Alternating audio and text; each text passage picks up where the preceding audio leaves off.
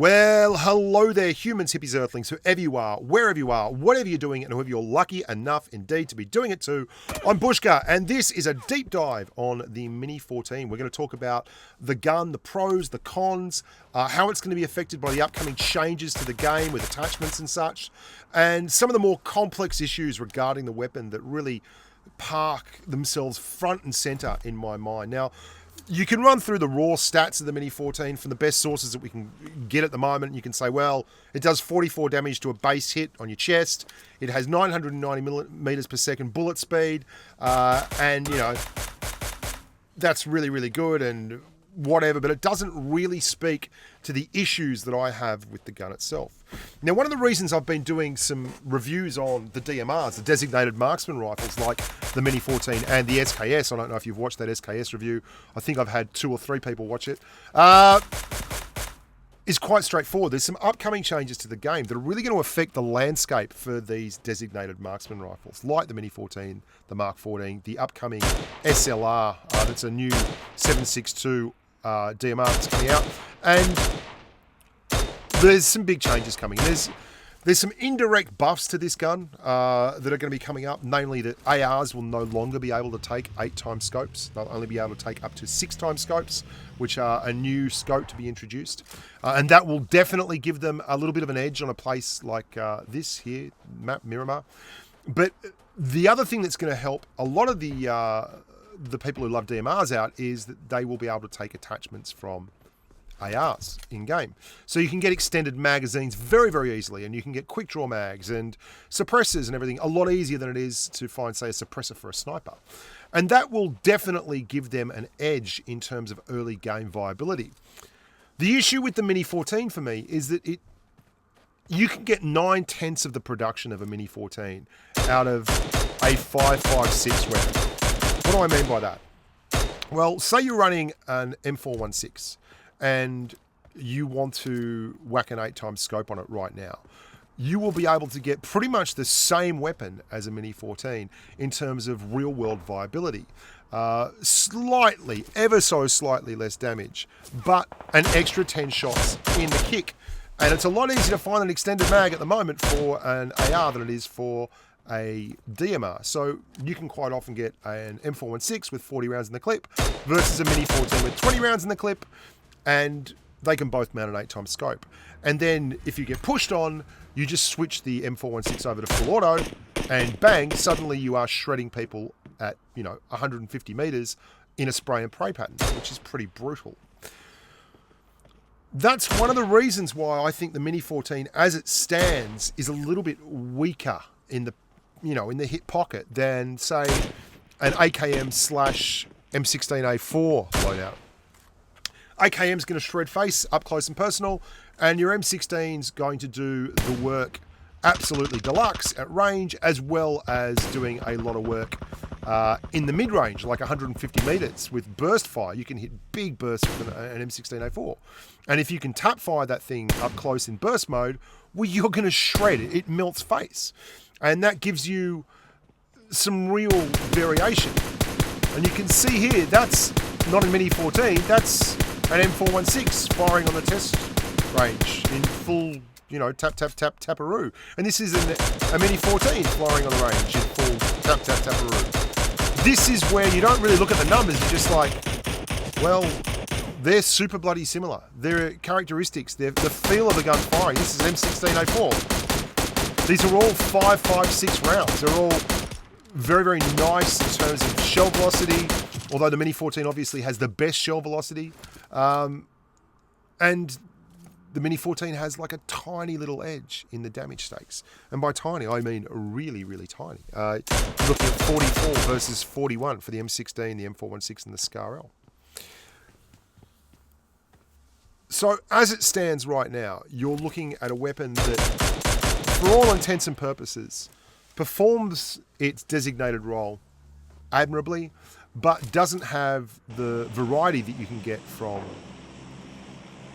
an M16 or an M416 or a SCAR-L. And because of that, you are far better off running one of those ARs with a Kar98 or an M24 or an AWM in the second slot, or even if you're into really close wet work in the city, an over-under. I love using an over-under in the second slot. And that will give you a lot more loadout versatility. And this is something that you can't really talk about when you just look at flat-out numbers. It just doesn't make any sense. Because you can say, well, it's 10% faster in terms of shell velocity, and it's got 3 more damage, and that's pretty freaking important, and that's great. And don't get me wrong, I'm not saying that it can't do the job, that it can't actually smash. I mean, you can see the bot there. I'm going to leave the bot alone, and I'm going to kill the real person who's down below the bot, because it's far more important to kill the real person. And you're going to see the Mini 14 shine here. Very, very low recoil profile and very, very fast damage. Now, I'm really on an edge here because I think the Mini 14 is a fine weapon. But even with the changes that are coming up, I don't think it's going to become the best DMR it can be. I don't know how it becomes that. I'm going to show you a short clip here as to the relative real-world application of an M416 with single tap on, and the ability, you just saw it there, just smashing a bloke with single tap, and then its ability to function as a mid-range assault rifle, then back into a long-range M16A4 style 3-round burst weapon.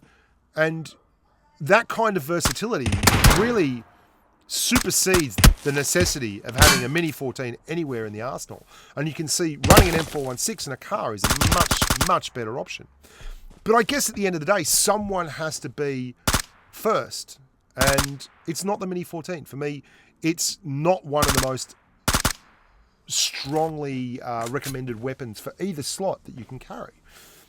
But if you do get it, and you do want to run it, then I'm going to tell you a few little things about it that you really need to switch onto. It has 2 things going for it, okay, versus, say, an SKS or a Mark 14 or any of that. It's got an incredibly easy to handle recoil profile, and it's got an extra 10 rounds in the clip. So if you're going to run a Mini 14 in preference of an SKS or a Kar98, then you need to throw hands. By that I mean, you're not running it for the single shot viability of the weapon. When you hit, you do 41 damage on an unarmored target. That means with no body armor on, a Mini 14 takes 3 shots in the chest to clear a target. With a level 3 vest on, a Mini 14 takes 5 shots in the chest, no, 6 shots in the chest to clear a target. 6 shots into a level 3 vest in the chest at point blank range will clear the target. Your SKS will take just over 5, okay? Just over 5. So there's a big difference there. Your value in the Mini 14 is that low recoil profile. So you need to throw hands very, very, very fast. You've got to start tapping that button. You've got to start using the weapon as a volume fire device at range. And if you can do that in situations like this, you can be like an area denial weapon where you kind of know the direction they're going to go. Just point it at their feet, at the ground in front of them, and tap that button and keep tapping it. And the gun itself will rise up slowly and take care of any recoil. And you'll end up in a situation where you'll just, you'll zerg them down. As opposed to, say, a Kar98 or an SKS, where you've really got to make sure that those harder hitting 7.62 shells stay hitting. Otherwise you get screwed, and that's not a good situation to be in, and especially at mid to close range like this. If you watch this, that guy that is going to pop just to my north here, we're going to thump him really hard, really fast. Watch how fast we clear this guy with a Mini 14, and we do it by smashing that fire button. We're throwing a whole lot of lead, because that's what this gun does better than the SKS, better than your Kar98, better than your Mark 14 and all that. It throws downrange a lot faster. Now, whether you prefer a M416 with an 8x scope on it or whatever, the Mini 14 does have a place within the game. It's not a weapon that can be ignored. If you have someone shooting at you with a Mini 14, like, look at that. Just the recoil profile at that kind of range is super effective, and it's one of the reasons why you want to run the weapon. And finally, you've got to understand the limitations of a 5.56 round and the kind of guns you fire with. If you play against AWMs and Kar 98, like that guy in Final Circle, and you try to just outpace them in terms of damage and try to hit point trade, and you don't have like the drop on them, you're going to get your clock cleaned, and deservedly so. The Mini is a gun that doesn't respond well to hit point trading. When you're throwing a 5.56 round and they're throwing a 7.62 round, and you let them fire first and then hide and come back out, you're going to get nailed. That is the premise of an SKS at worst, an AWM at best, and all points in between, like the M24 and the Kar 98 and the Mark 14. They're guns that are far better at that than you are. And you have to understand that and limit the kind of engagements you have on the battlefield to the kind of engagements that you can win, and win easily. Guns like the Mini 14 need situations like this, where if you're going to get into a hit point trade, you actually see them and know where they are and are able to start the engagement from zero. So you take a hit, but you're throwing so much lead and so much leather downrange that they just can't deal with it. Don't let them poke, pull back, poke again. You'll come off second best. Anyway, boys and girls, that's the Mini 14. I know that is a long and convoluted way of going around things, but the game is really going to change in the next month or so when 0.70 hits the floor. And I think you're going to see guns like the SKS and the Mark 14 get better, and guns like the Mini get marginally better. And I think a lot of it's going to depend on which map you're on too. If you're on Miramar and you can run an 8x scope versus, say, the 6x scope that you can run on an AR, then the Mini 14 becomes a much more attractive option. If you're on Erangel and you have a lot of foliage and not the huge long sight lines that you get on Miramar, then just running an M416 with all the bells and whistles and a 6x scope or an M16A4 will probably be, you know, for me, a better variant. But, you know, the game is so nuanced and there's so much about it that changes depending on the opponent and the location, that there is a space in the world for the gun. I'm Bushka. Please like the videos. Please share them. Please come to the live streams. And please have a freaking good time. And until next time, be nice to your mum, feed the dog, and stay safe on the battlefield. Bye for now.